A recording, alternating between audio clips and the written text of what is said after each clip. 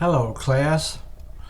This lecture is an excursus on who were the Israel of God in Galatians 6:16.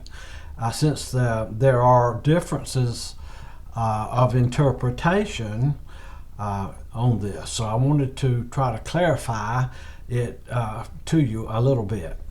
So let's get started. We see in Galatians 6:16, and you can see the Greek kai, hasoi, to, kanoni, tuto, stoi, kesusin, erenein, ep autus, kai, elias, kai, epi, ton, Israel, tu, theu. And the English translation of that, the New American Standard Bible translation, has it this way: and those who will walk by this road, peace and mercy be upon them and upon the Israel of God. So you have the Greek and you have the English, a good English translation. Nearing the end of his letter, Paul appended here in verse 16 a conditional benediction: peace and mercy be upon them and to all who walk by this road. So to those who walk by this road, he's giving them peace. He said peace and mercy be upon them. And those who walk by this road, peace and mercy upon them and upon the Israel of God. We see the kai up here is the and right down here, translation. And the kai can be translated as a connective, and if it's translated as a connective in an NASB translation, it would be and.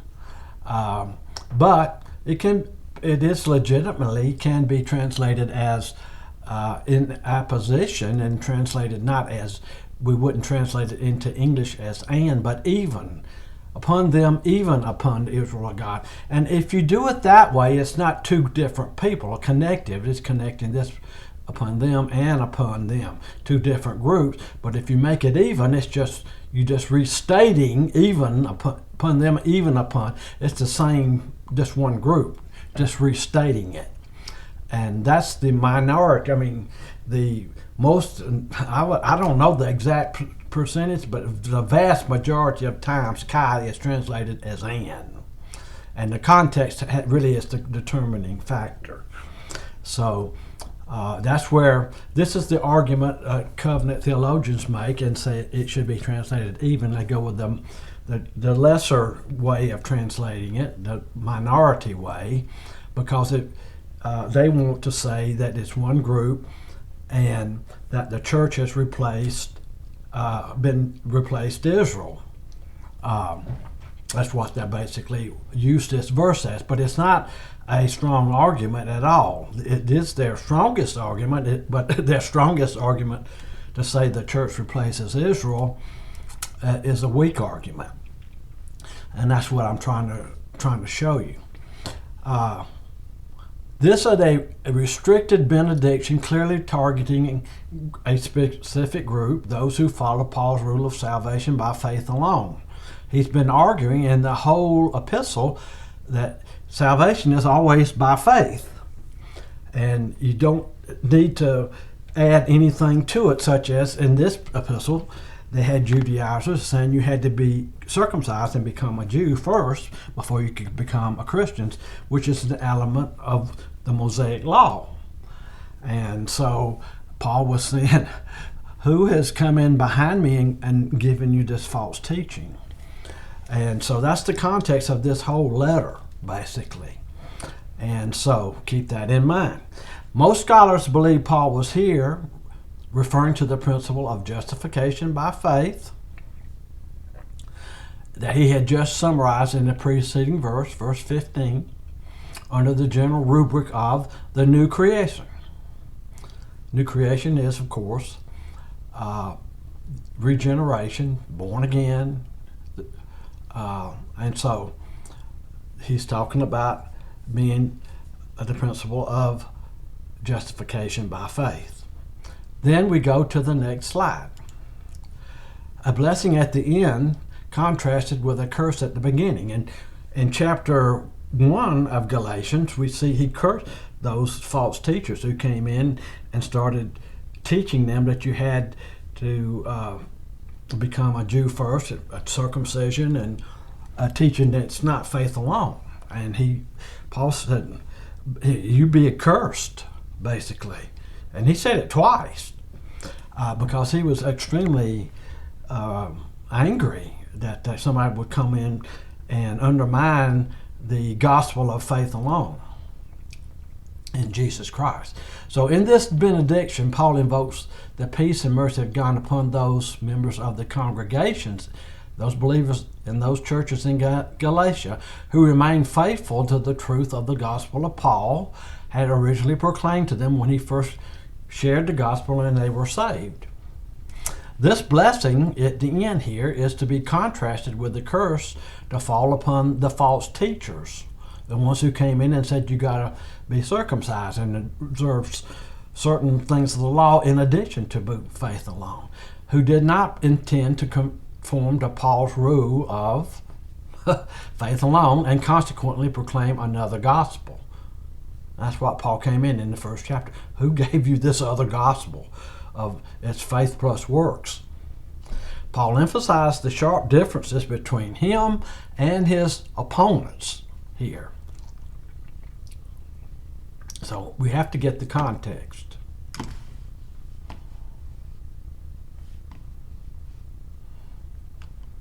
If I can get my cursor to work.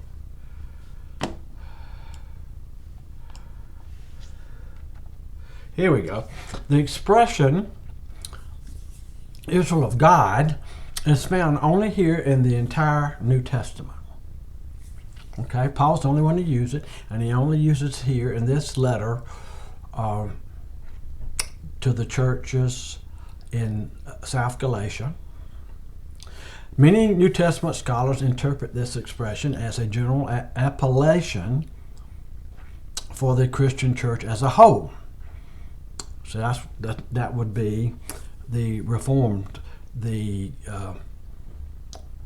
covenant theologians. Therefore, they interpret Israel of God as standing in opposition with all those who follow this rule.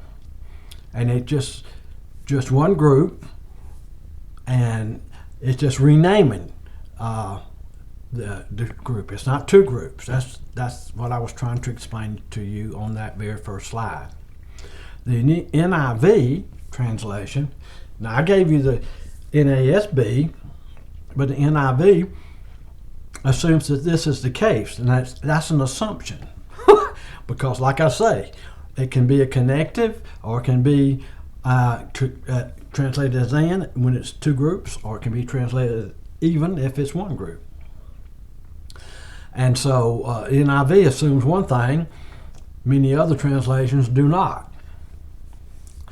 However, one should note that Paul convincingly argued that the spiritual descendants of Abraham, now notice spiritual here, not physical descendants, were not to be identified simply with the physical descendants. So that's a distinction between spiritual descendants and physical descendants of the 12 sons of the physical descendants of the 12 sons of Jacob, or the children of Israel, or the Jews. They're born Jews. But the spiritual descendants are those who have faith like Abraham had faith, and we covered that in this epistle and in previous lectures. For not all who are descended from Israel are Israel. Paul wrote to the churches in Rome, and he said not everybody who are descended from Israel, he's talking about physical descendants, are really believers that have faith in Jesus. The distinctions of, because Paul himself was a physical descendant, but he was also had faith, and he was a part of the body of Christ, the church. So the church does have believing Jews in it, but non-believing Jews still remain referred to in the New Testament as Jews. The Jews and Gentiles referred to are non-believing Jews and Gentiles. And then when they talk about believers, they just say church, because everybody who is a believer is in the church. They are the new creation. The distinctions of role, race, and rank under the law have been transcended by the new creation, in which there is neither Jew nor Gentile, neither circumcision nor uncircumcision. Okay, so though in the New Testament church, the body of Christ, you have Jew nor Gentile. We all can be declared righteous and justified because we have faith in Jesus. It doesn't matter whether there's no distinction like under the Mosaic law. There was no separation in the church. So here are the reasons not to equate Israel with the church, which is when you say it's just one group and that the church has replaced Israel, and using this verse as your argument, I don't think you have a strong argument. So here are the reasons not to do that. Number one, it seems best to give the particle kai its full connective sense. I mean, you can translate it and or also, meaning two groups. There's Jewish believers and there are Gentile believers in those churches in Galatia, rather than translate it as an intensive link even with the preceding phrase. In other words, you just rename it. It's just the church is made up. It's replaced Israel. Even the Israel of God, he sees that terminology and said that Israel's replaced the church. That's not so.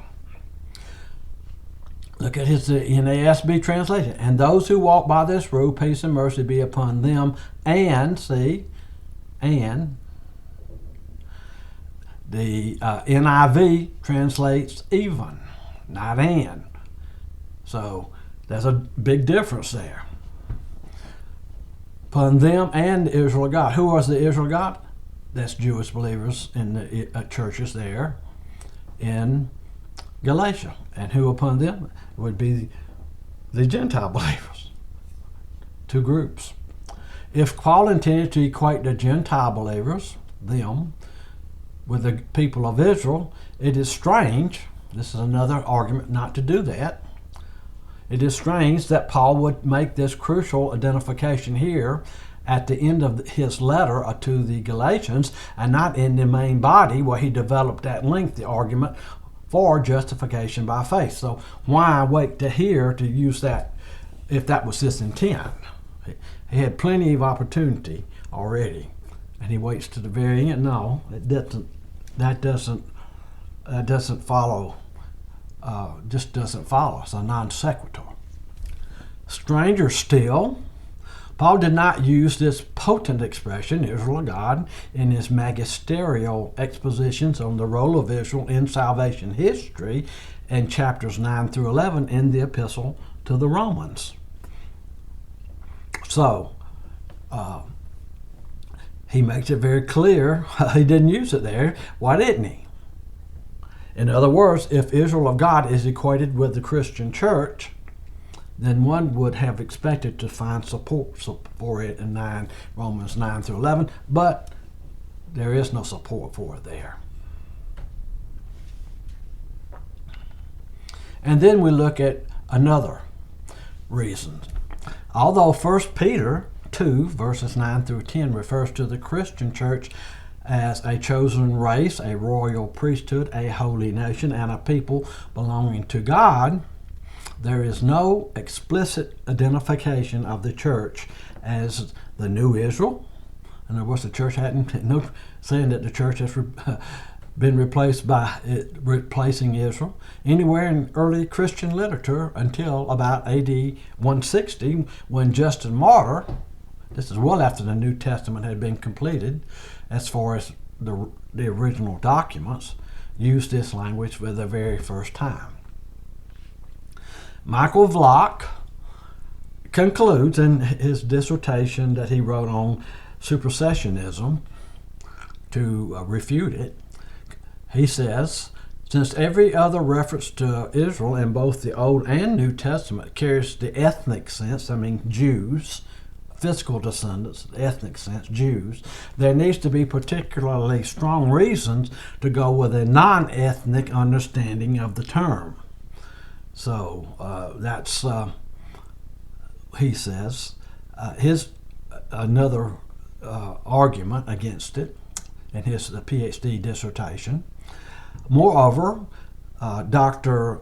S. Lewis Johnson, Jr., a distinguished professor of Dallas Theological Seminary in years gone by, writes, what more fitting thing could Paul write regarding in this epistle to the Galatians, and it works so strongly attacking Jewish professing believers, the Judaizers. So it's attacking them who came in and said, it's not faith alone, you got to be circumcised, than to make it most plain that he is not attacking true believing Jews. What more fitting? He's not attacking true believing Jews. Judaizers are anathematized. He says, you're cursed. He places a curse on them in this. He feels so strong. But the Jewish remnant, that means those who have faith according to the election of grace, are the Israel of God. So that term refers to two different groups. That's referring to Jewish believers in Jesus Christ. And so here we see the arguments for that. And so this is the strongest argument, yet it's a weak argument that the covenant theologians make to say the church has replaced Israel. And so let me say I have one more slide to give you my sources. Material for this excursus adapted from Timothy George, the New American Commentary in Galatians. There's the page numbers, from S. Lewis Johnson, Jr., Paul and the Israel of God, in Essays in Honor of J. Dwight Pentecost. From Michael Vlock, The Church as a Replacement for Israel, an analysis of supersessionism. And he was, of course, in that arguing against supersessionism, that the church has not replaced the promises for Israel. And from Arnold Fruchtenbaum's book, one of the books we use in this course, along with these others, with Timothy George. Faith Alone, the Condition of Our Salvation, an exposition of the book of Galatians.